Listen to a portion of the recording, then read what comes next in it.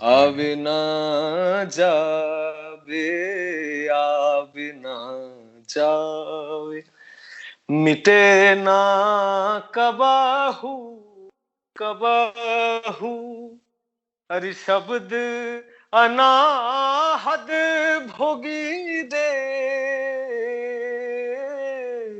शब्द अनाहद भोगी, अब धूता युगान युगान हम योगी योगी युगान युगान हम योगी.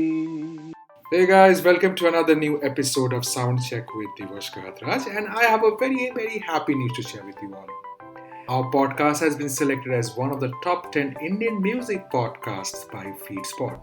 FeedSpot is a US based news and blog reader with 4 million users globally. And we have been ranked in number 3. Yay! Isn't that super cool? And on this happy note, let's begin the podcast of the day. Sound check with DIWASH GAHATRAJ. Hey Soumyadeep, how are you doing? Thank you so much for being a part of this podcast. Man, what should I call you? Should I call you Soumyadeep? Should I call you Murshid? Or should I call you Murshidabadi Project? Well, my passport name is Soumyadeep, and I started my independent project, which I started calling Murshidabadi Project. And Murshid is what my friends call me, and it has also become my artist name, so people know me by that name. Perfect. So Murshid sounds cool to me. Murshid, so then, So yeah. And thank you interview, for I'm having calling me on the podcast. I heard a few. Pleasure is all videos mine, man. So nice to talk to you. Thank you. So Murshid, where are you currently?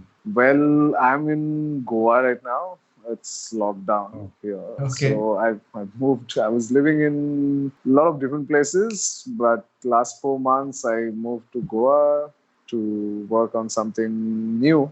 And so that's why I'm here. Yes. But you are still indoor in Goa, no? Like things are pretty locked down there also, no? Goa, yes, you could still go to the beach for, say, a 15-minute walk or something, but the police doesn't like it. And in the daytime, it's open, but otherwise, ideally, I'm not meeting anyone as much as you could do to save yourself. And I think the current scenario back in Murshidabad in West Bengal is pretty tough, and I think the least I thought that I could do is stay indoor to just be sympathetic about what's happening around now. So definitely. Yeah. So the Murshidabadi project title comes from the place where you belong, right? Murshidabad in West Bengal? Yes. I grew up there. I did my school, my college from there. I also took my talim from Murshidabad. So, when I started doing my independent project, I was always confused about my identity, my cultural identity, my musical identity. And I thought that it's a nice way to also remind myself where I come from. And that's how the name came out.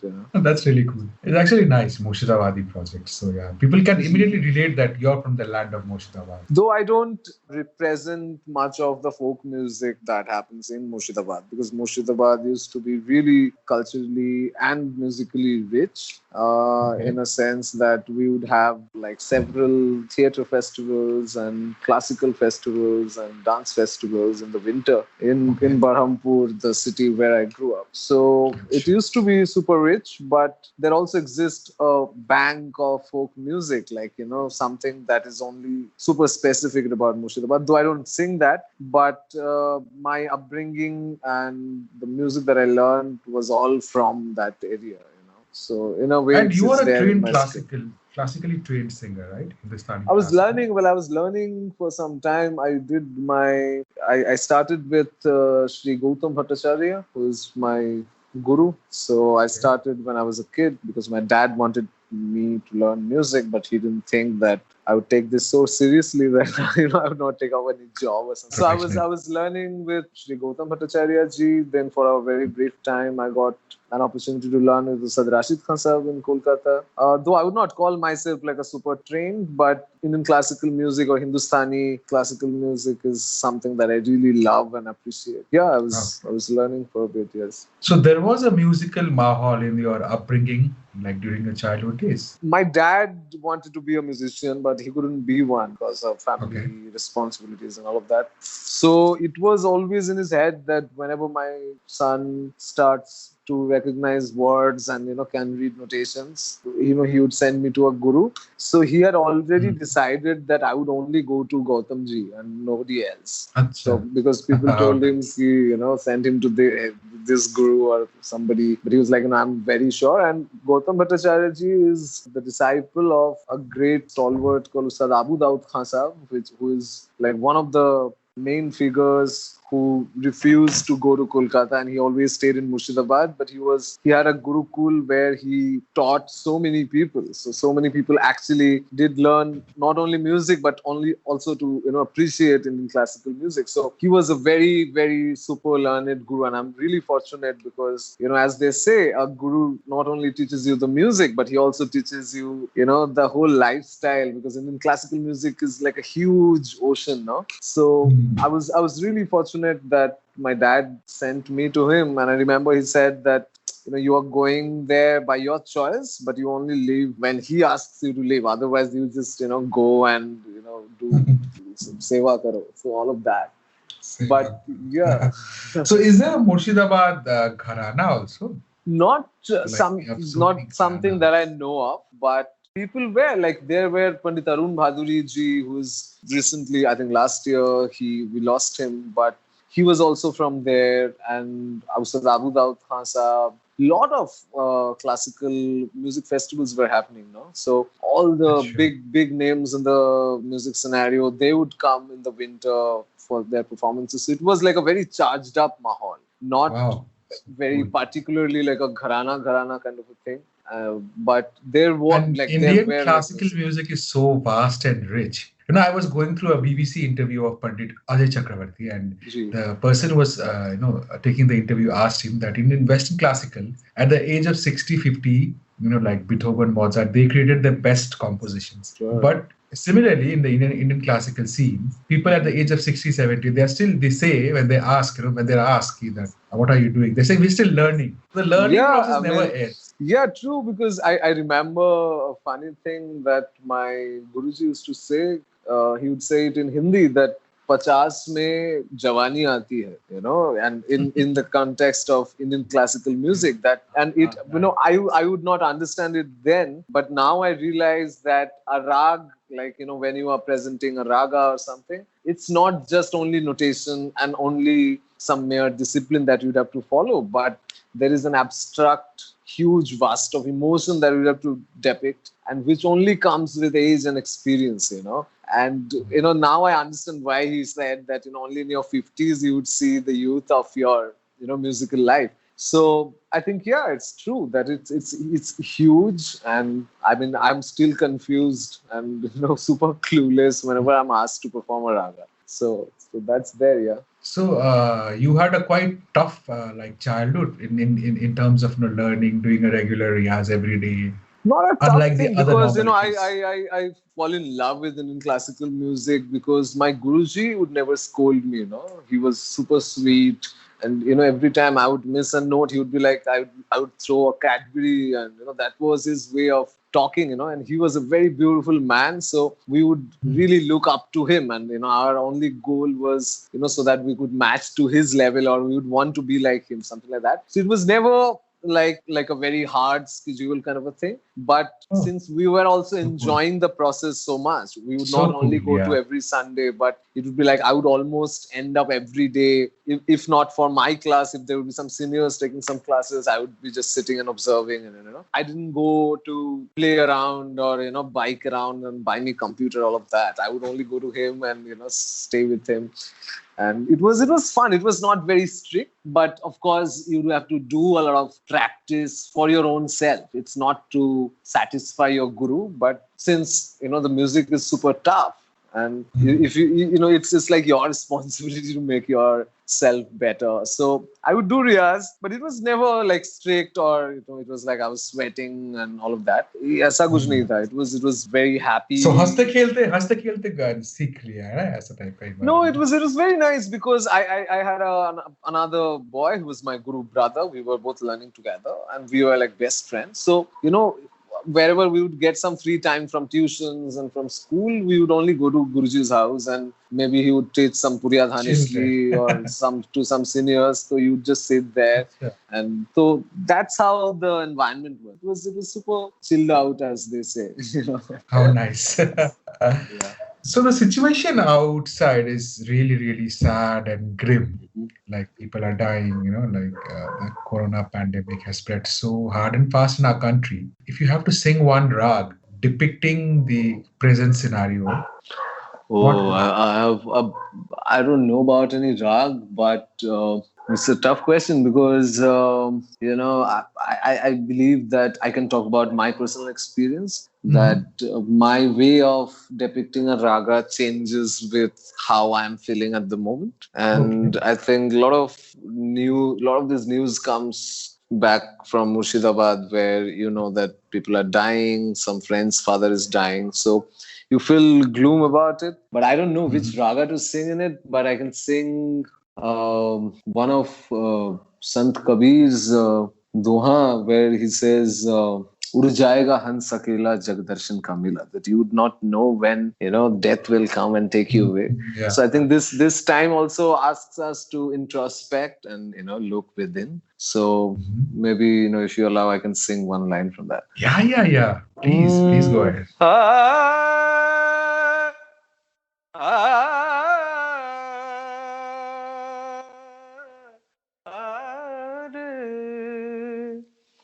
उड़ जावेगा रे, उड़ जावेगा, उड़ जावेगा हंस अकेला, अरे हंस अकेला जग दर्शन का मिला, जग दर्शन का मिला, अरे जैसे पात गिरे तरुवार के, जैसे पात गिरे तरुवार के, मिलना बहुत दुहेला, मिलना बहुत दुहेला, अरे ना जानू मैं किधर गिरेगा, ना जानू मैं किधर गिरेगा, लगिया पवन का डिला, लगिया पवन का डिला, उड़ जावेगा, उड़ जावेगा हंस अकेला, बाबा हंस अकेला जग दर्शन का मिला, जग दर्शन का मिला. Wow, thank you so much. That was really nice and very deep. So Samit, so Murshid, what attracted you towards Kabir? You have done a lot of work on Kabir's dohas, no? Well, I think it was 2014. I had just finished my university days, and I was in Mumbai.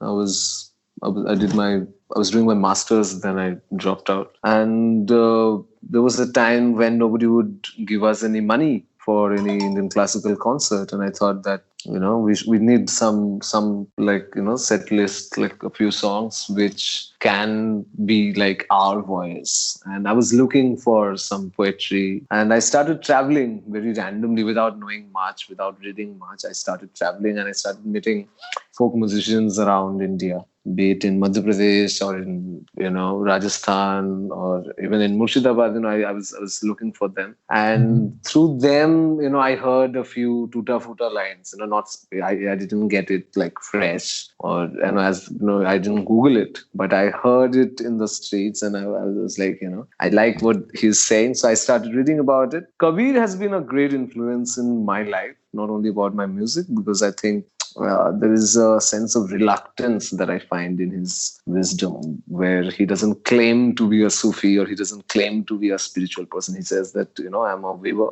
and whatever I see around, I sing it. And he wouldn't even sing. I don't know if he was singing for real, but I think whatever he would see around, he would just say it in 2 lines. And one of the main thing is, I think he was explaining it for the common people. So the symbols or whatever metaphors that you were using were very common life metaphors, Yes. So in that way, I thought that, singing Kabir would be a nice idea, because I can use the knowledge of whatever little knowledge of Indian classical music that I've gathered all these years. So, and I also heard Kumar Gandharvji, who blew my mind off. And there was only one tanpura and one tabla playing in the background, and he would sing. But I started tripping without. And when I was listening to your music, and I could sense there is some kind of that you're trying to do some similarity with Kumar Gandharva's singing style. That short way of it. Well, it's very funny that somebody from the mountains actually did introduce me to Kumar Gandharvji. He was Karma Tenra. He's an artist himself. Okay, he's my friend. You know him, right? So Karma had his wife happens to be my friend. Yeah. So Karma had one Bose SoundLink Mini Bar, which is like a Bluetooth speaker. And this is the song Ur Jayega Hans Akela. He played to me. I was in Shantiniketan, and one fine morning, he didn't tell me anything. He just put it, because I think we were helping him. He was making some lampshades which he had to send across Europe or wherever. So my friends were helping, and I was also there. So he just put it on the speaker, and it blew my mind off. And trust me, I was not high. It completely blew my mind off. And I was like, I was experimenting with a lot of other instruments, in the way that instruments which are not so common in the Indian classical scene. Suppose, I would take a cajon, I would take a guitar, and I would take so many things. But there he was singing just with a tanpura and tabla, and still creating that magic. And I think he creates that, I don't know. I mean, I don't know how to explain it in words, but I think he creates a kind of a something that you don't want to be out of it. Suddenly, if you are passing by and then you hear somebody listening to Kumar Gandharvji, you feel like stopping your thing, and you want to listen to him. So Kumar Gandharvji was one of the main reasons why I thought that I should take Kabir much more seriously than I was doing. So yeah, I love Kabir's lifestyle. I love his stories. I heard Ankit Chadda, who also passed away. He was this immensely talented Dastan Goi performer. And I think he was doing a Dastan Goi. Dastan Goi is, I'm sure you know that Dastan Goi is a form of storytelling in Urdu literature. So he was doing a Dastan on Kabir. And it was so beautiful that, he would tell anecdotes and stories. And as you know, that anecdotes can also not be true, but it helps you understand the society or whatever. Kind of you get a sense of the scene, right? And I was very influenced. So I would say that I'm still learning and still trying to understand Kabir. It takes a lifetime, as the elders would say, but I'm so inspired by Kabir for sure. And Kumar Gandharvaji himself is such a legend in his own way, like his own life's history is so fantastic and phenomenal. Yeah. Kumar Gandharvji, I think when he was very young, and he was like a child prodigy. So he was doing big classical performances, and then suddenly he was diagnosed with tuberculosis, and he couldn't sing for many years. Around that time, he would listen to Nirgun Bhajan, and people who would be on the street, begging, and all the people passing by, and he would attend concerts. And that's how he said that he was influenced. And I think it's very beautiful that somebody of his stature, who was already popular, already super learned, and settled in the classical scene, would skip everything to sing something which is so simple, which talks about life, and I think it talks about a higher dimension. So he was also one of the pioneers, because not many people in the classical music scene would take up Kabir. People would I think sing. he's one of the Yeah, person. I mean, you don't get many people, because I mean, Meera bhajan and all these bhajans are super popular in a Yeah. regular classical concert, but you Yes, wouldn't yes. hear many people singing Kabir in a classical concert. And there he was, that he would play like a 45-minute big rag, like a bilambit ektal and Mm. khyal, and then he would do Kabir song using one of the Oh, ragas. yes. So in terms of presentation also, he changed the scene a little bit. I think he experimented with it, so that was really phenomenal. Sure. Hey, I heard your recent collab with Shayan Arnab, and that Mhm. was fantastic. Yogi, you know? How Yeah. did that happen? Well, it's a funny story that I had not heard of his music as much as I Okay. should have, because later on when I found out his music, I completely loved it. But my friend would play some of his music. I was like, yeah, I really like him, but I didn't know. And then suddenly, some of our common friends brought him to my house in Shantiniketan very randomly, and we jailed along so well. We started jamming, and because he was, I think, also in a phase in his life where he also wanted to experiment and try something new, and so I mean, we both decided that why not create something, because I have been presenting Kabir songs in traditional ways, in other ways, but I thought that why not use somebody's, there's a vast audience who doesn't necessarily listen to Indian classical music, but I think the lyrics were so pure and heavy that I thought that it should reach to them. So, and Ornobite brings that world to me. If I bring the literature, he brings the world music, because he's a crazy music arranger. I mean, people He's a know him super for his talented guy. I mean, people know him for his songs and singing and songwriting. But I think one thing that should be spoken about is his ability to create. And as a composer, he's Mhm. phenomenally talented. And I'm not saying it's because he's one of my close friends, but I think I have immense respect for, like, for instance, for Yogi, I wanted to create a soundscape which would be perfect for morning time, like when you just wake Mhm. up, so you don't want to listen to much harkat. You need a soundscape that you can also ignore and chop your vegetables. So I told him that I need a song, I want to create it like, it's super simple and subtle, and he just came up with this piano loop which was amazing. So we just randomly, Nice. we didn't even go to any studio, we went to his house in Shantiniketan, and in his bedroom we just randomly recorded it. And that's how, and people have been really loving the song, which is great, because it was not a very traditional way of treating Kabir. So No, it so wasn't. You know, when I first heard it, I felt it was like it created complete, ambience around me. yeah, and I It think was very that's the fun, soothing. because Yeah. I was not very happy about flaunting how much I know as a musician, or how much what my vocal capabilities are. मुझे लगा कि if we can just treat the lyric as it is and not do much about it. So I just sang it to the loop that he came up with, which is like one loop throughout the song. There's not much things happening, and then he used some sound bowl and some wind chimes and all of that, which creates the certain kind of a the swing that we are looking for. So Yeah, yeah. we It's were very like soothing. really, we were not very sure if how people gonna react, because the Yogi is one song that Mr. Kumar Gandharvji's version is something that I learned from. Okay. I did not create anything new. It's something that I learned from one of his renditions, which is like a benchmark of Yogi. So whoever listening to this, I would also want you to listen. I've heard all the versions of yoga after I Yeah, heard yours. yeah.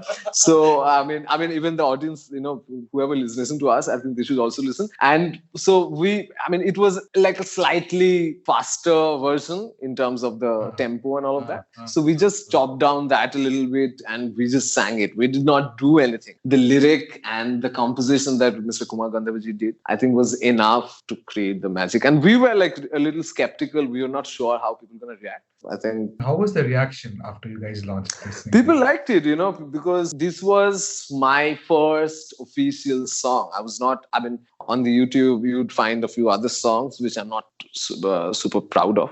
because I Why so? And mean, those are good. I feel those are I good. mean, musically, I was not very happy the way I was creating That's because true. I was also learning, and it's not something that was enough to give me a trip. I would never listen to this. I mean, I don't even listen to the song. But Yogi was something I told Arnab Bhai that, give me one song that I can listen to when I'm otherwise I can't. Everybody And comes to my Arnavda house is and quite a master, and like he has done he is the fabulous work. best. I mean, his sense of humor. I think he's an acid taste of humor. And musically, because his musical vocabulary is so vast. I mean, Mhm. he is the one responsible for changing the way Ravindra Sangeet is Oh heard yes, or oh sung. yes, yes, yes, I think yes, I yes. think he is Even at the one of fag end, the I'd like to share this incident.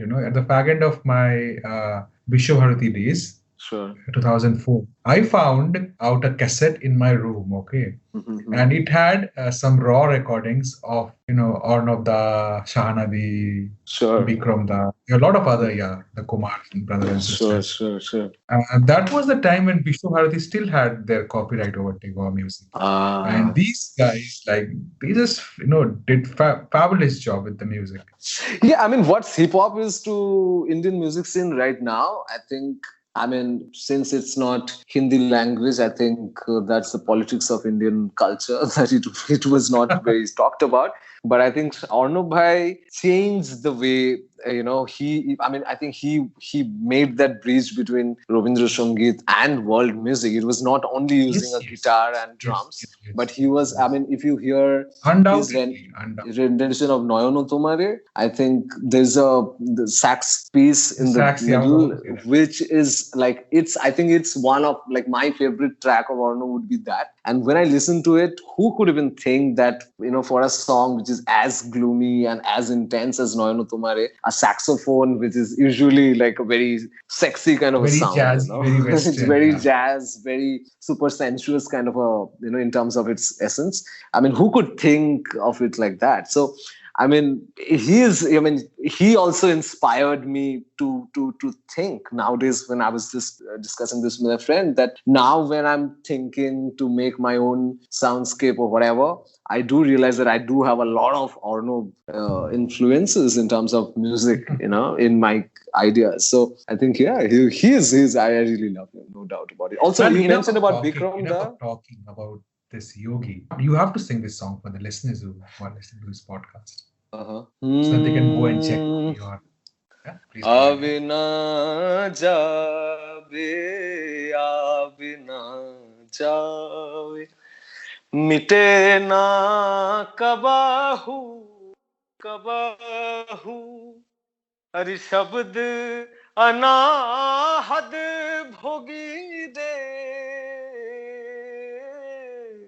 शब्द अनाहद भोगी अवधूता युगान युगान हम योगी योगी युगान युगान हम योगी युगान युगान हम योगी योगी युगन युगन हम योगी. Thank you so much, Mushid. Thank you. This is really good. It's a pleasure. So, apart from Kabir, who are your other influences? Who are my other influences? Well, I started traveling around the world. I collaborate with people, and I think any music that I haven't heard before, I get highly influenced by it. I love it. Be it hip hop, be it African folk, be it Scandinavian folk. I was collaborating. I recently performed at the Auckland Folk Festival with a band of 30 people around the world, and we were singing Bangla Qawwali, which is not a very common form Oh, of is there music. something called Bangla Qawwali? I've never There heard. is. It came from Bangladesh, and in Bangladesh. Nodia especially in Godbhanga, there is like a lineage of people, Akash Fakir, Ghulam Fakir, Mansur Fakir, who are like legendary Acha. Bangla Qawwali singers. Okay. Noor Alam, Arman Fakir, all of these people, and they are like legendary people. So I got an opportunity to spend some time with them and learn a few songs. And it's very interesting because culturally it has always been subdued, but I think they have like a huge bank of literature. Whatever Nusrat Fateh Ali Khan Sahib was singing in Urdu and Punjabi and Hindi and Abdi, these were the guys that were describing the same philosophy, same the spiritual love or whatever in Bangla. And that was one of the main entertainments for the villages and suburbs, for so many years before YouTube came and before all this, nonsense came. So I think that I got an opportunity. Yeah, because, it's the reason why I say this is because after a few days, if how many people like your music is valued by how many views you have. My rendition of Yogi would get more views than Kumar Gandharvji's, which is a shame. And I want to say this is the reason why I mentioned that you should go listen to the real thing is because the algorithm and the statistics, work very weirdly. Like this morning, I got a rendition of Rag Jan Sammohini by Ustad Amir Khan Sahib. And I think only some 2,000 people have watched it. And we have our weird songs, which gets millions and billions of views. So, I mean, Yeah. I think, when Google came, That's a shame as a generation. That's yeah, and I was discussing that, if in future YouTube says that whatever video doesn't match to this much of views, we would delete it. Just imagine that for the next generation, the only Yogi they will have would be my version because it has many views. And if it gets selected, and it would not have the real version, which doesn't have a proper gimbal video and a drone flying and,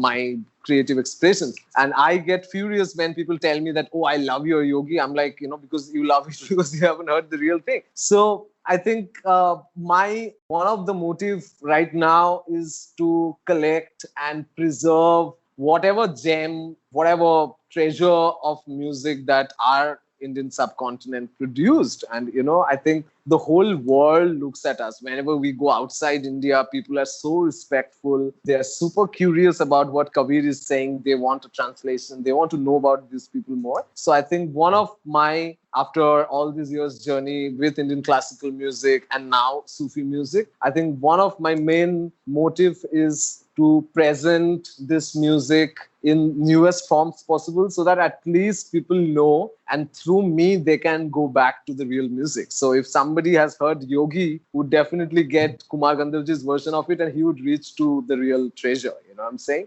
So I think one of my main motive in musically, whatever I'm doing, I don't sing songs that I don't believe in. That's something that I have maintained, and it's not easy because people and on the organizers want you to sing all the popular songs. But I still make sure that I sing something that I really think that people should listen to. So I think it's also our responsibility as artists. Sometimes we creep that people don't listen, but I think people do listen. They do want to listen to nice things, but I think we have to risk it and do that bit ourselves. How true. Nicely put. So, Murshid, what are your future plans? Are you in Goa for some special purpose? I am working on something. No, I'm not. I don't have the luxury to chill. I mean, musically, I get very uncomfortable, in that context, I said, because I can't be comfortable in one space, musically saying. So I was living in Shantiniketan, and Shantiniketan is some place I really love in terms of its musical influences. The Baul musicians, Bishwanath Da, Basudev Da, and Vinadi, all these great Baul musicians, you know them. They live there and I'm much inspired by them. But right now I'm working on a project which is something I'm not yet in the position to disclose about, but it's a process where I'm creating music for a project. So I think I'm here for that, and also did collaborate with a local band here where there were many French musicians and European musicians, all of that. So I want to do that. I'm trying some Bangla rap with a few local rappers from Murshidabad. That's happening. I think. Sounds interesting. Yeah, I think. Yeah, so that's happening. I want to record with Or No by More. We have made an album last year lockdown, and we're still in the process to mix the whole thing. So it's like an eight song album on Sufism. There's also one Tagore song that I have sung for the first time. So a lot of projects coming in. I just don't want to be musically comfortable is what I'm saying. So whatever is, comes my way, I accept. And I'm really curious about the hip hop project that I'm doing right now, because I think if you just look at lyrical aspect of thing, I think Sufism also speaks of knowing yourself and being a better person. And hip hop was also coming out of the street, talking about real issues, talking about real stuff. Yeah. And in Murshidabad, the boys are doing crazy work there. So really? I'm collaborating with There's a guy called Deadhead. Any notable names that you can? This guy, I forgot his real name, but his artist name is Deadhead. You must check him out. And these are guys who don't have a MacBook Pro. So they have like a Purana computer where they just put some software ka scratch and they are like making songs out of it. But I think this can be fun because these boys are like super raw. They don't know, sugar coating and all of that. And they're like super raw and out there. And I think it can be like a good bridge between Kabir and like a Bangla rapper. I'm just saying. I don't know how it will work. Yeah, why not? I want to try. I want to see. Let's see what happens. Please go ahead and please do something. Yeah. Thank you so much, Murshid. Thank you very, very much. It's a pleasure. It's a pleasure. Lovely talking to you. Thank you. Take care of yourself, man. Thank you so much. Bye. Thank you so much.